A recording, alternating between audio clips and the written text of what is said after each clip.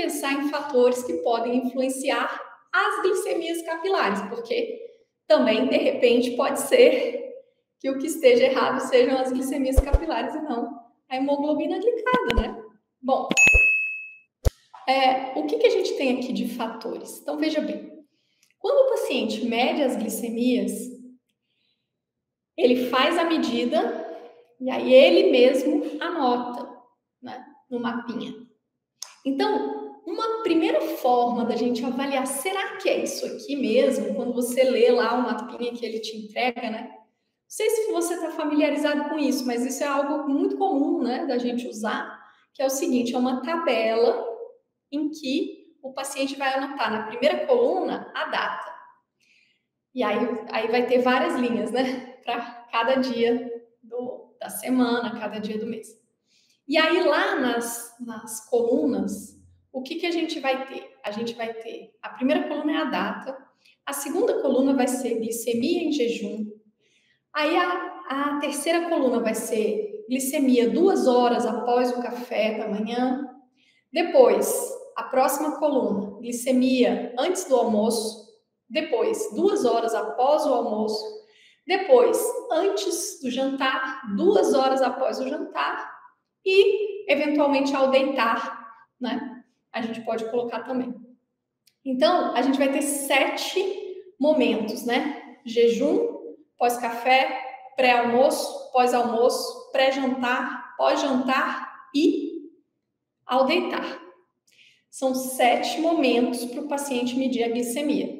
E aí, no mundo ideal, no mundo perfeito, né? Se o paciente usa insulina, o ideal seria ele fazer as 7 medidas todos os dias. Mas a gente sabe que na vida real, na prática do dia a dia, é muito complicado o paciente medir a glicemia 7 vezes por dia, 7 vezes por semana, né? Isso é muito difícil de acontecer na prática. Então, em geral, ainda mais se a gente falar em SUS, né? Porque essas fitas, esses insumos, né? Para as lancetas, para medir a glicemia, é tudo fornecido, né? Pelo SUS. Então, assim, em geral, o fornecimento não vai ser suficiente para o paciente fazer todas essas glicemias. Então, na prática, no dia a dia, o que costuma acontecer? Se o paciente puder fazer 3, 4 glicemias no dia, maravilha. Mas, se ele puder fazer pelo menos 2, né, todos os dias, a gente já consegue construir um mapa para a gente ver a tendência das glicemias do paciente. Então, em geral, o paciente vai trazer para você esse mapa preenchido, né? Tem as datas em cada linha, né? Cada dia do mês anotado. E aí, dentro de cada linha, você vai ter pelo menos 2 medidas de glicemia todos os dias. Bom, e aí, o que pode estar interferindo nisso? Gente, primeira coisa, né? Como é o próprio paciente que olha o valor da glicemia e anota, será que ele está anotando realmente a glicemia que está aparecendo ali? Será que ele não está roubando? Né? Porque isso acontece.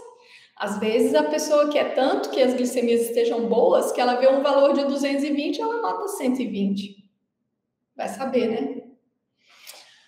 Bom, então esse é um primeiro fator. Como é que você faz para esclarecer isso? Olha, uma coisa que você pode fazer é pedir para o paciente levar o aparelho, o glicosímetro, no dia da consulta, porque aí você pode olhar. Porque o glicosímetro vai registrando, né? Dá para você consultar o histórico, dá para você conferir se os valores que o paciente está anotando correspondem aos valores que estão no glicosímetro. Beleza? Então essa é uma dica, né?